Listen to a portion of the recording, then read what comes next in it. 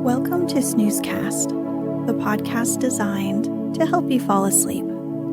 Find us on snoozecast.com and follow us on Instagram at Snoozecast for behind-the-scenes content. If you enjoy our show, please write a review on the podcast app. Also, share us with a friend. This episode is brought to you by our Patreon supporters and by Crimson Plumes. Tonight, we'll read the next part to our Magic Cloak series from the book Queen Zixi of Ix, or The Story of the Magic Cloak, a children's book written by L. Frank Baum and published in 1905. The Magic Cloak Episode 1 aired on November 11th, 2019. If you'd like to listen to the previous episode again, it aired on September 2nd, 2020. The events of the book alternate between Noland and Ix, two neighboring regions to the Land of Oz. Baum, who also wrote The Wizard of Oz, commented this was the best book he had written. This episode will start at the opening of Chapter 7. In the last episode, King Bud and Princess Fluff preside over the royal court and have their first official try at decision-making. At the end of session, their miserable Aunt Rivette bursts in and demands to be given better accommodations and money to spend since she is family.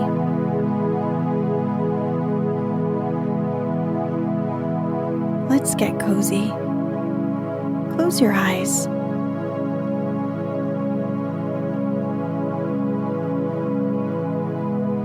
Relax your body into the softness of your bed.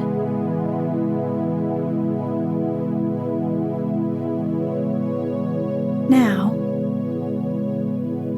take a few deep breaths.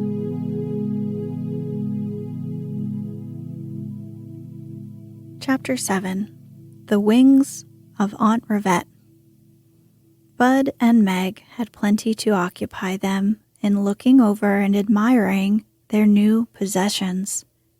First, they went to the princess's room, where Fluff ordered her 7 maids to spread out all the beautiful gowns she had received. And 40 of them made quite an imposing show, I assure you. They were all dainty and sweet, and of rich material, suitable for all occasions, and of all colors and shades. Of course, there were none with trains, for Margaret, although a princess, was only a little girl.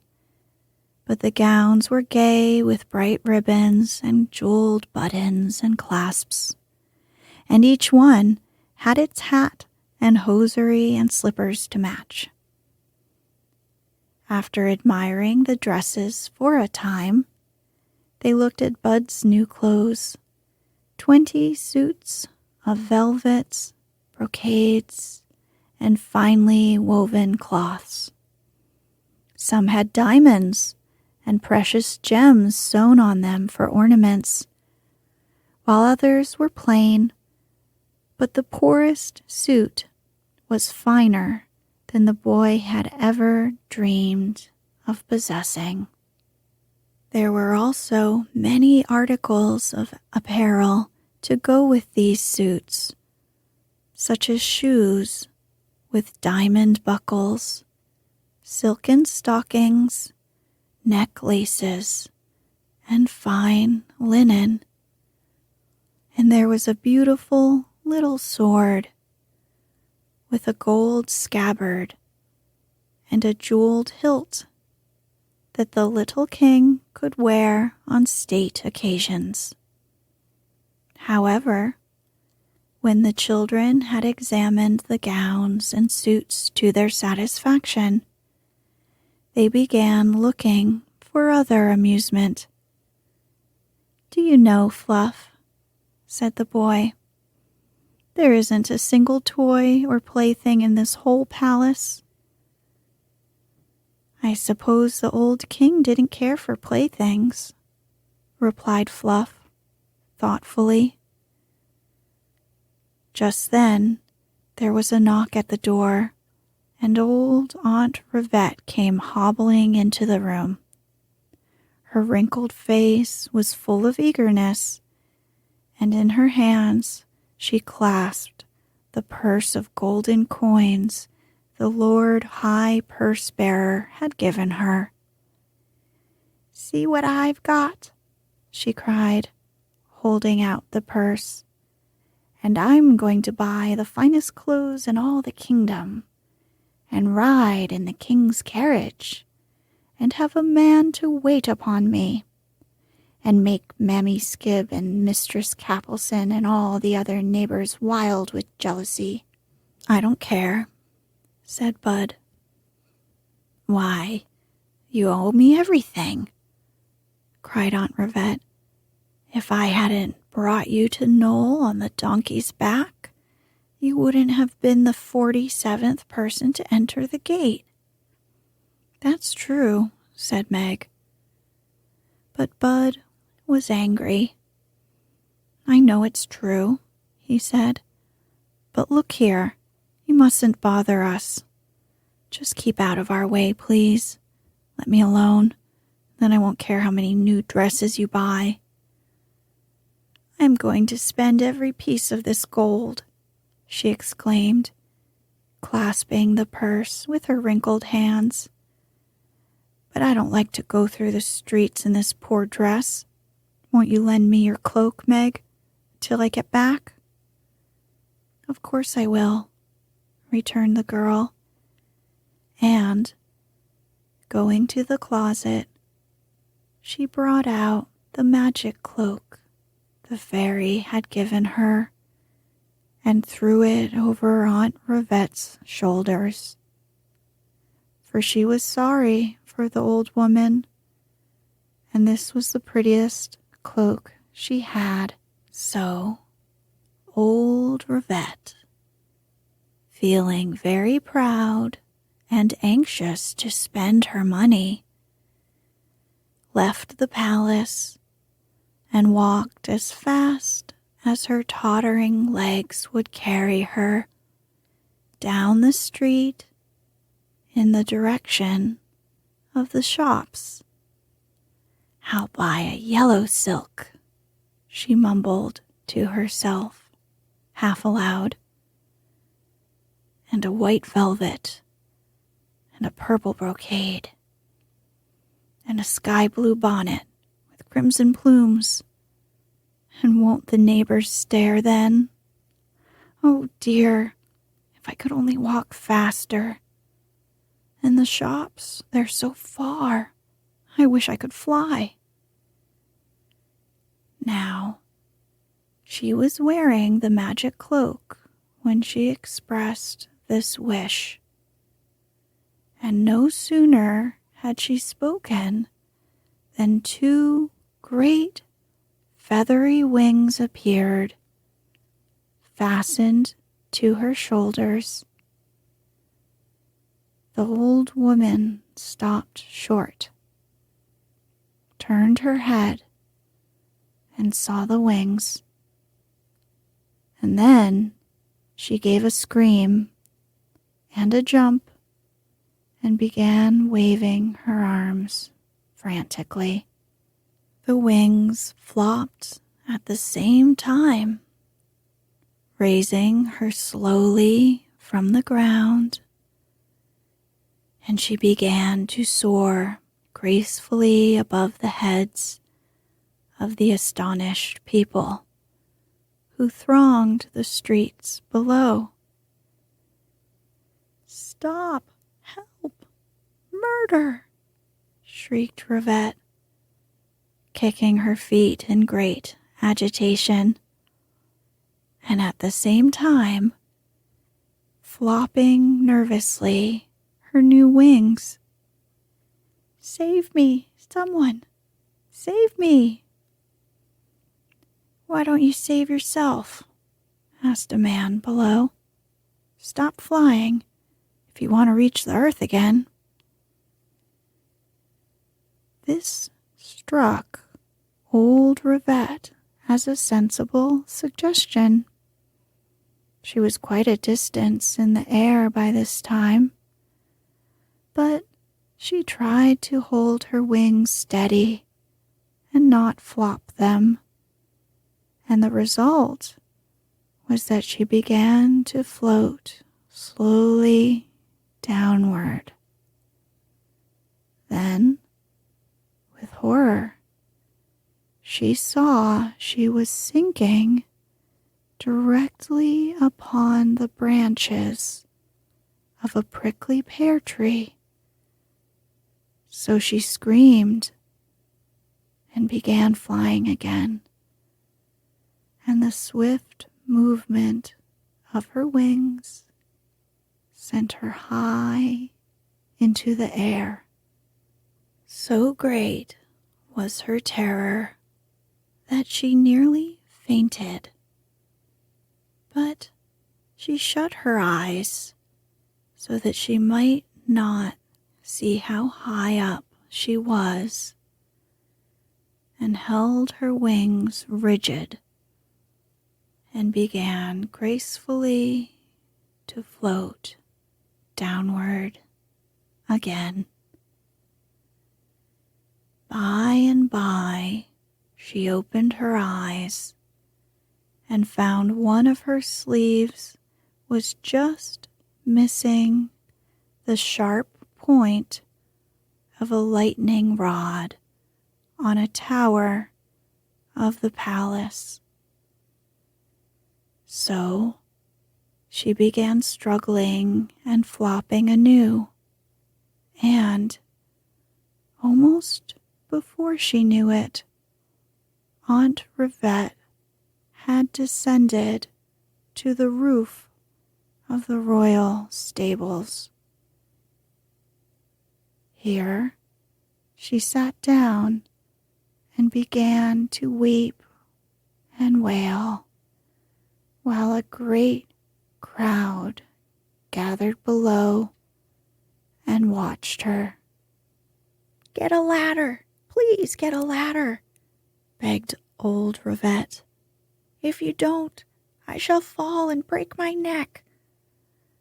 By this time, Bud and Fluff had come out to see what caused the excitement, and, to their amazement, they found their old aunt perched high up on the stable roof with two great wings growing out from her back.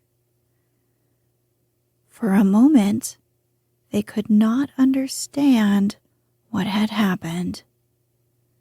Then Margaret cried, "Oh, Bud, I let her wear the magic cloak. She must have made a wish."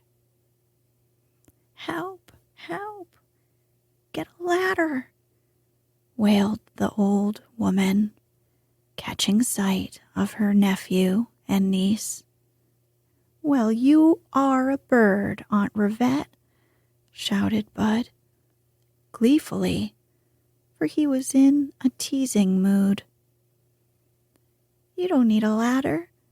I don't see why you can't fly down the same way you flew up." And all the people shouted, "Yes, yes, the king is right. Fly down."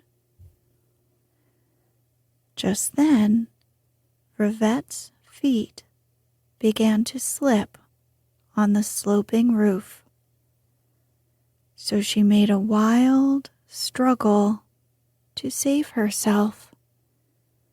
And the result was that she fluttered her wings in just exactly the right way to sink down gradually to the ground. "You'll be all right as soon as you know how to use your wings," said Bud with a laugh. "Where did you get 'em anyhow?" "I don't know," said Aunt Rivette, much relieved to be on the earth again. and rather pleased to have attracted so much attention. "Are the wings pretty?" "They are perfectly lovely," cried Fluff, clapping her hands in glee. "Why, Aunt Rivette, I do believe you must be the only person in the world who can fly." "But I think you look like an overgrown buzzard," said Bud. Now it happened that all this praise and the wondering looks of the people did a great deal to reconcile Rivette to her new wings. Indeed, she began to feel a certain pride and distinction in them, and finding she had through all the excitement retained her grasp on the purse of gold, she now wrapped the magic cloak around her and walked away to the shops, followed by a crowd of men, women, and children. Chapter 8. The Royal Reception.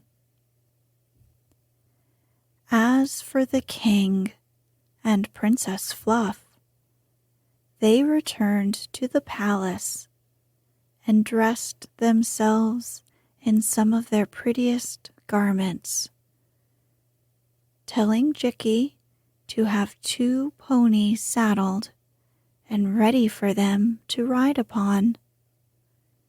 "We really must have some toys," said Meg with decision. "And now that we're rich, there's no reason why we can't buy what we want." "That's true," answered Bud. "The old king hadn't anything to play with. Poor old man. I wonder what he did to amuse himself." They mounted their ponies and, followed by the chief counselor and the Lord High Purse Bearer in one of the state carriages, and a guard of soldiers for escort, they rode down the streets of the city on a pleasure jaunt amid the shouts of the loyal populace. By and by, Bud saw a toy shop in one of the streets, and he and Fluff slipped down from their ponies and went inside to examine the toys. It was a well-stocked shop, and there were rows upon rows of beautiful dolls on the shelves, which attracted Margaret's attention at once. "Oh, Bud," she exclaimed, "I must have one of these dollies." "Take your choice," said her brother, calmly, although his own heart was beating with delight at the sight of all the toys arranged before him. "I don't know what to choose," sighed the little princess, looking from one doll to another with longing and indecision. "We'll take 'em all," declared Bud. "All? What? All these rows of dollies?" she gasped. "Why not?" asked the king. Then he turned to the men who kept the shop and said, "Call in that old fellow who carries the money." When the Lord High Purse Bearer appeared, Bud said to him, "Pay the man for all these dolls, and for this, and this, and this, and that. And he began picking out the prettiest toys in the shop in the most reckless way you can imagine. The soldiers loaded the carriage down with Meg's dolls, and a big cart was filled with Bud's toys. Then the purse bearer paid the bill, although he sighed deeply several times while counting out the money. But the new king paid no attention to old Tillydib,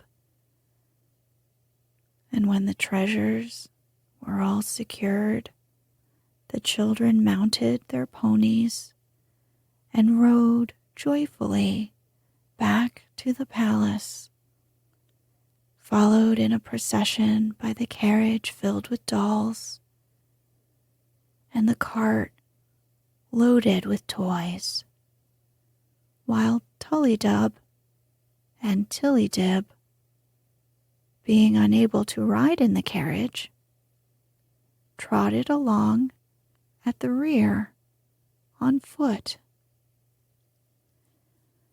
Bud had all the toys and dolls carried upstairs into a big room, and then he ordered everybody to keep out while he and Fluff arranged their playthings around the room and upon the tables and chairs.